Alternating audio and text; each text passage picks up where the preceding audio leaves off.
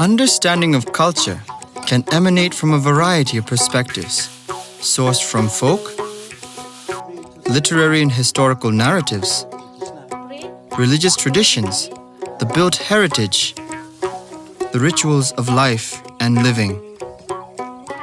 All of these are engaged with the grand creative process. Locating these rich and multiple dimensions of culture in the context of the natural landscape in which they exist is to see how the elements of nature nourish and preserve the cultural roots of a people.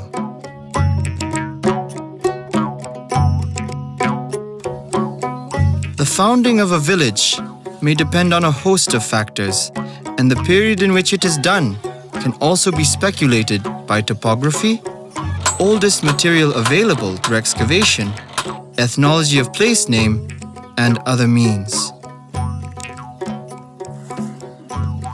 Bahambir literally means swampy grassland, and this is due to the presence of two swampy areas which used to be the watering holes and bathing places of elephants. One of the water bodies is still existing, and it has been converted into a community pond, while the other has been converted into a paddy field. Now, Bahambir village in Bhoi district of Meghalaya, a state in the northeastern region of India, was founded by two women who were known as Kakamekathe and Kakameka. This follows the practice of tectonymy of the Khasis, which requires that an individual is known after the name of the eldest child. Kakamekathe was of the Marian clan, while Kakameka of the Makri, the two principal founding clans of the village. Now, Bahambir, like some villages in the Bhoi area, presents us with a spectacle of a disappearing ancient way, scraped and cleansed by an impatient younger generation who are anxious to overlay the old with the new. It describes a situation where if one knows the place well, one would find the cultural and spiritual crossroads which represent, on the one hand, a clinging to tradition, and on the other, a desire to adapt to newer norms because the old order has become inadequate. The contestation which takes place between these two constituencies can be observed in the way of life which is on the one hand basic and on the other open to change. Yet the people negotiate their material life, coaxing and creating utility from the surroundings. As vitally important as food is shelter, and humans everywhere have conceived different ways of protecting themselves by using materials they find around them. In fact, the very basic organizing principle of family life is developed from the concept of the house, the space it uses, and the necessary functions it involves. House construction in these parts is work which involves bringing raw material from the outlying jungles. Timber, bamboo, and thatch called trao are brought. Bundles of this species of grass are physically borne and kept ready for use. As is expected, the structure is first made so as to get a sense of size and space. Then the trao is used to create the roof. This job requires great skill, as it involves precision in laying the roofing material and fastening it to the structure with finely cut bamboo strips. The process is repeated till the entire span is suitably covered. The roof is a crucial section of the house, as it is exposed to inclement weather throughout the year. Its making and design should make it resistant to stormy showers and the often accompanying hailstones. It also has to preserve warmth during the cold months and still provide air conditioning when the weather becomes oppressive during summer. The completion of roofing is an auspicious occasion, and in the olden days, it meant a ceremonial celebration. Now it is simply marked by the making of a design using surplus bamboo strips. This design is fastened to the front end of the spine of the hut. The ends of the roof are trimmed uniformly, marking the end of the work.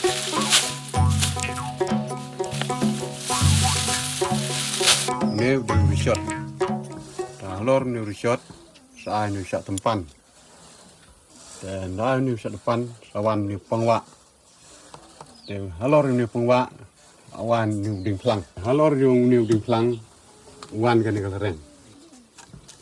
Kene kelereng. Halor kene kelereng, awan kene kami. Halor kene kami, sawan nếu plang. Nếu nếu plang laot dah kene ka, tari.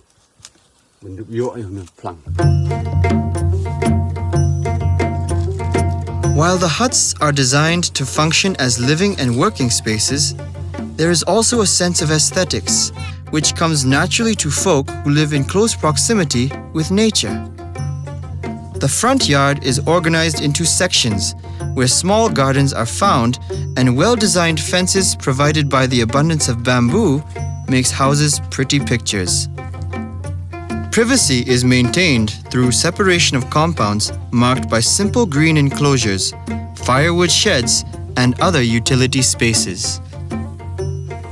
It is also common practice for the people to create homes for birds in the makeshift nests placed atop trees, and different birds are reported to make these their home.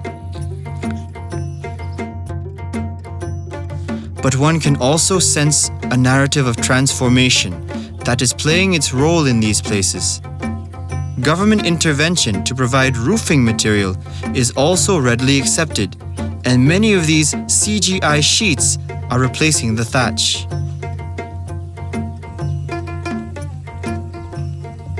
The home is also a symbol of hospitality. It is designed to receive guests and visitors who are welcomed with short stools called kiknor. Along with the knor, the customary betel nut and leaves are offered.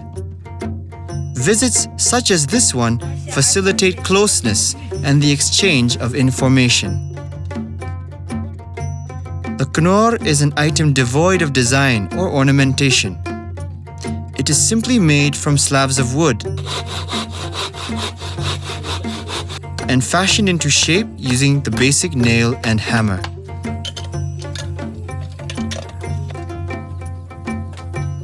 The manifestation of cultural traditions are not only imbued in the loftier heights of worldviews and philosophy, delicate arts and crafts, but in the homelier ambience of cuisine and culinary skills. The hearth, represented by kimau bursil, which are 3 stones placed in a triangular formation, is the focal point of most household activities. In some Bhoi households, such as this one, it is still possible to see items being prepared in earthen pots and bamboo tubes. The hearth is usually kept busy almost throughout the day, as preparation of many kinds are made for those members of the house who are yet to come back from their business. The existence of the maubursil also describes the warmth of tradition, and along with these ingredients stored in a bamboo container becomes symbolic of the quintessential life of rural Bhoi. Here we see a delicacy called kapurngap being made.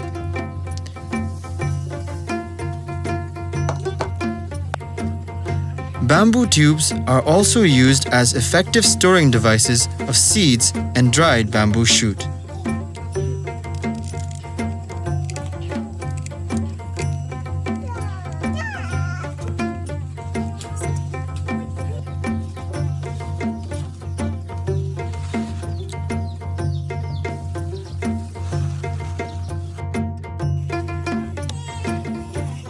These tubes are tucked between the bamboo rafters that hold up the roof.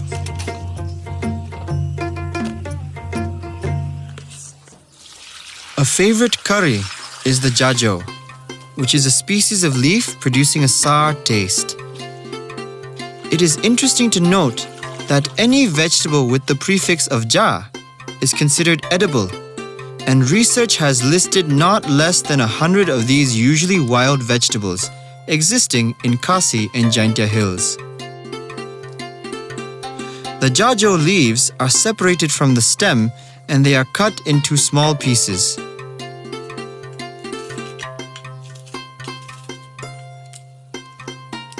Meanwhile, water is boiled and dried fish mixed with chili added to the water.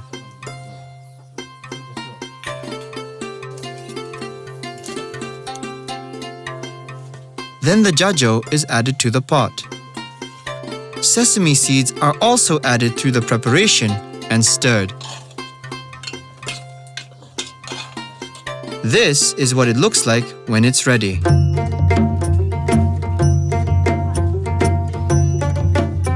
Contentment brought on by a settled and sedentary lifestyle encourages a whole range of activities and creative expressions which inspire humans to turn their hands into useful tools of bringing into form and shape things designed to be socially useful and aesthetically pleasing.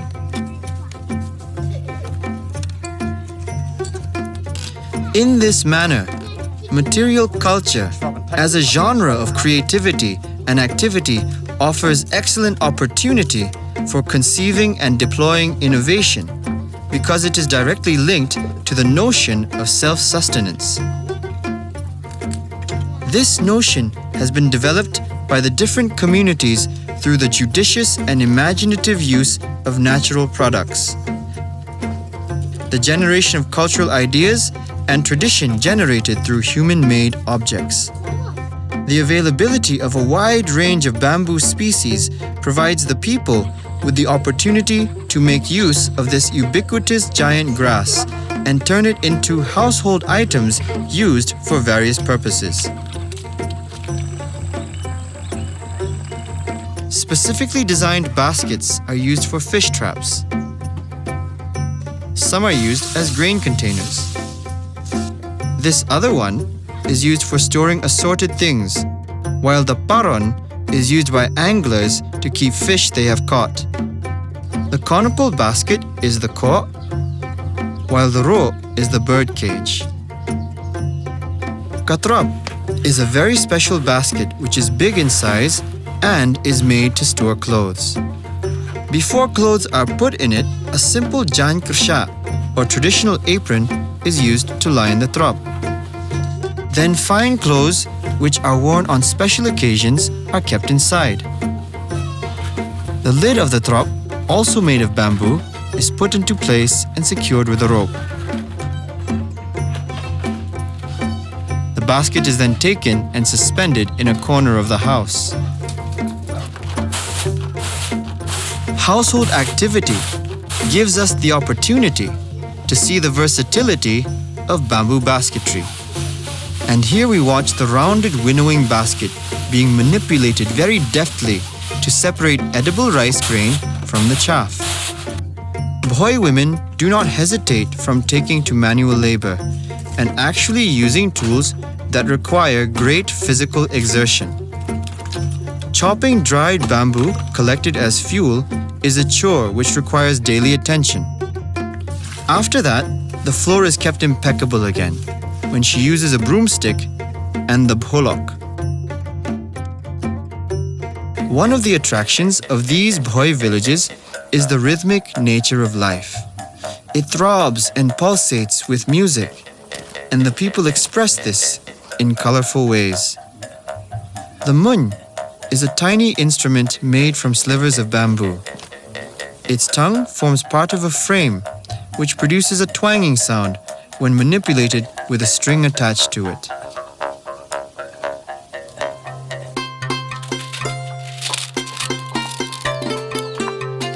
Pernap or arum is a delicacy, the preparation of which requires the following items: pernap leaves, salt, dried fermented fish, turmeric, chili, and sesame seeds.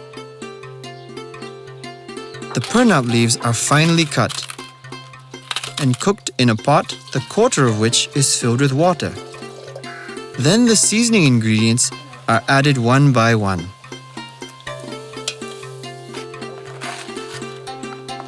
One may also note the wide use of plantain leaves, which are spread to accommodate these things. When the mixture comes to a boil, it is stirred until the preparation becomes ready for consumption.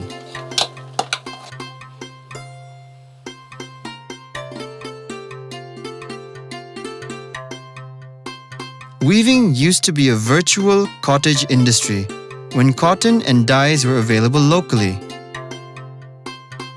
Practiced by the womenfolk exclusively, it involves a complex and elaborate use of hand and material, a tradition which has been passed down from one generation to another. This artisanal skill has a cycle of origin myths surrounding it, and these narratives have found their way into the designs and patterns which are till today found on woven textiles. There was a time when the people cultivated cotton and grew host plants for rearing the airy silkworms and for obtaining dyes. Memories of these attributes are now only registered in folk songs and stories. Deforestation has also been responsible for the disappearance of plants and trees that used to be sources of vegetable dyes.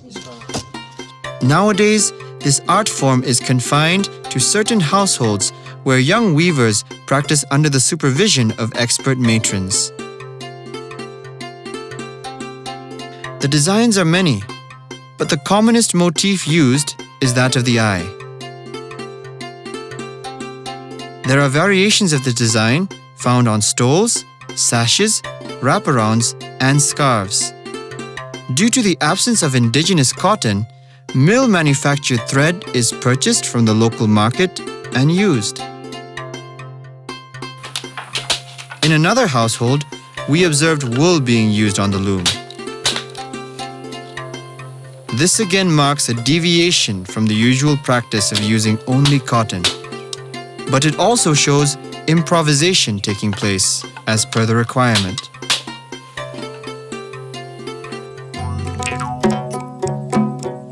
Narratives are the engines for the creation of many of the items of material culture, and it is common to see how raw material is collected and obtained from the surrounding natural environment. How each source is identified and treated, how the material is prepared through the application of both simple and elaborate processes, and finally fashioned into an article of use.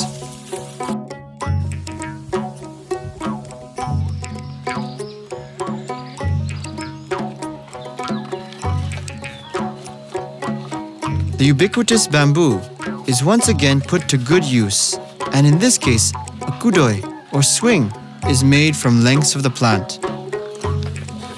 After the bamboo lengths have been cut to required sizes, it is only a matter of fitting the pieces and latching pegs at appropriate places to set up the swing.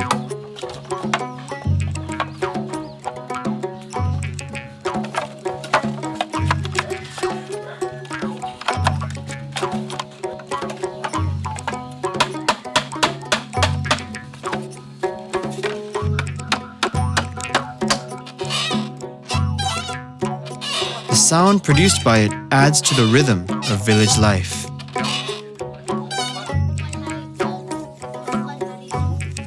These are the hands adept at creating the simple as well as the complex.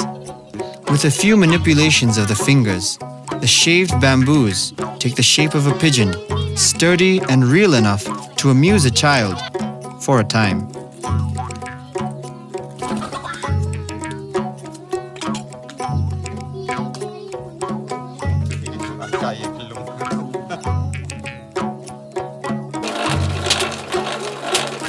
Metallurgy and iron ore extraction, and casting in particular, have been associated with the Khasi community since time immemorial.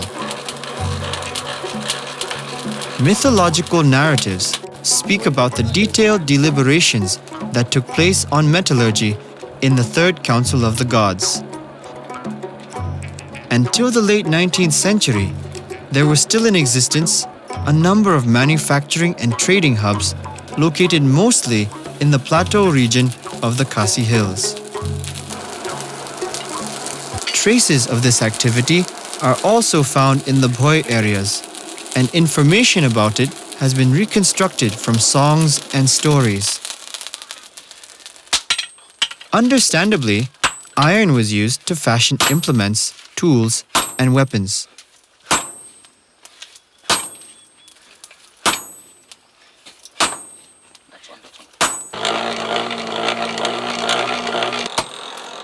Iron is beaten so that it becomes malleable and easy to manipulate into desired size and shape. This process takes time, as constant firing and sweat-yielding labor is required. Meanwhile, Ba'rani Maring, who had been helping Stal Makri, the blacksmith, goes to the nearby thickets to fetch material for making the spear shaft.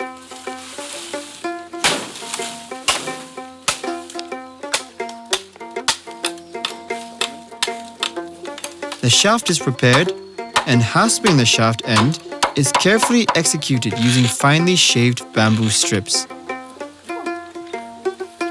This procedure is not unlike the hasping of earth diggers, common to these parts not so very long ago.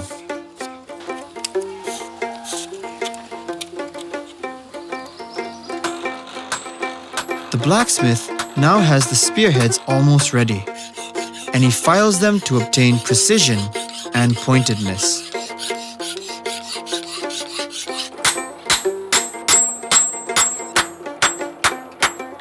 The spearheads are of two kinds, and each are fitted into the two shafts.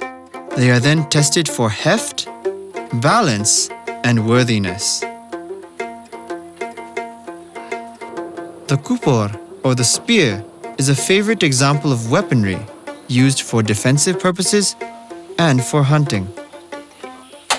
This small-sized village smithy still manufactures specimens of these tools on orders received.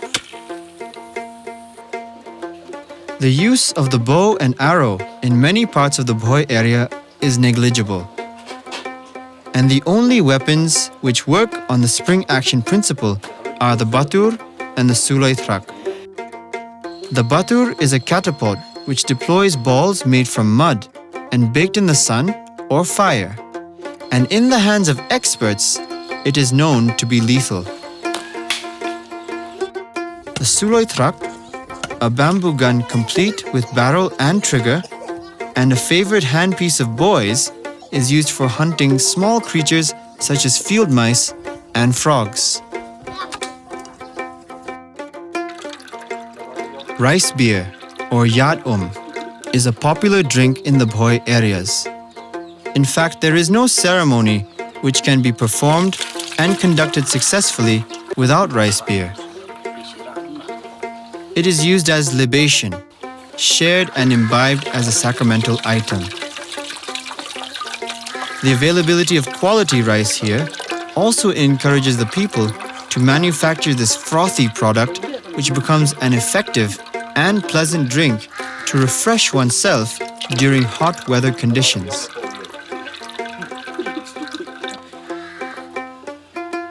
The base material is rice, which is fermented for at least a week along with yeast. When it is ready, it is poured through a bamboo strainer called a snut and collected in containers. It is affirmed that to get the best out of the yat is to drink it from a jho, or a bamboo cup.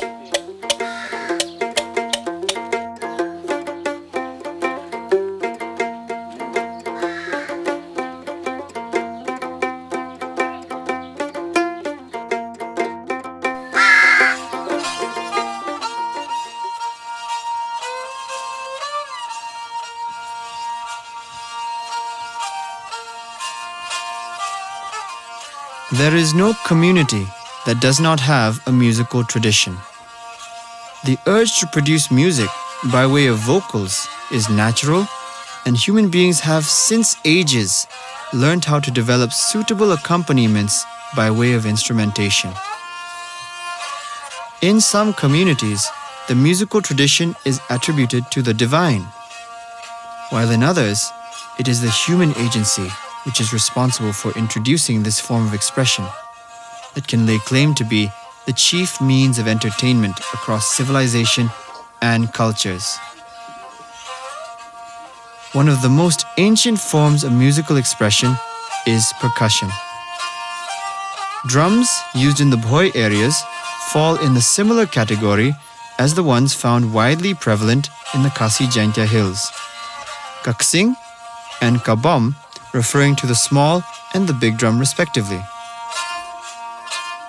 The duitara is a favorite of balladeers and singers. Another popular instrument is the marangat, which is also a stringed instrument played with a bow. The marangat is a necessary instrument during funerals. There is also the tanguri, which is considered to be the queen of Khasi musical instruments.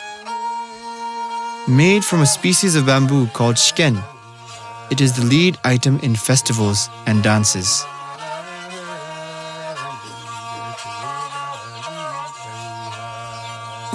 Children the world over are more inclined to entertainment which involves vigorous action and adventurous execution. The Kula Sopra is a gymnastic event which involves executing acrobatic movements on bamboo poles fashioned for the purpose. The enthusiasm is evident in the number of boys lining up to have a go. Girls are seen occupied with a game which is called kalat dieng, or tossing the sticks. A game which involves skill and reflex. It also facilitates counting abilities.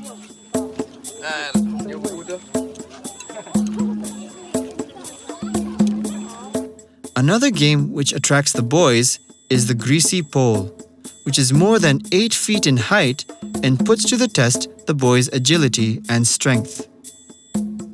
This contraption is the krwo, a bamboo puzzle which challenges the player to exercise his logical thinking processes. It requires the unraveling of bamboo strips from the main body, and the game is described as releasing the mole. Creativity and design sense are the foundational building blocks of concepts, ideas, and notions. It is in the scheme of things that the human agency externalizes its cognition and apprehends the wealth that the natural world offers. It is then that we see a collaboration taking place to embody and extend these ideas. Fundamental as they are to the civilizational and developmental processes, they exhibit their functioning in the way in which raw material is refined so that the byproducts become naturally suitable for use. These byproducts become grafted in the everyday story of life through knowledge and skill. Their usefulness becomes a blessing unto the work they inspire, help, and perform. While forces of social and cultural transformation can be seen to be at play, the innate sense of harmony imbued in the people and their use of material culture is profoundly reflected in the experience of life and living.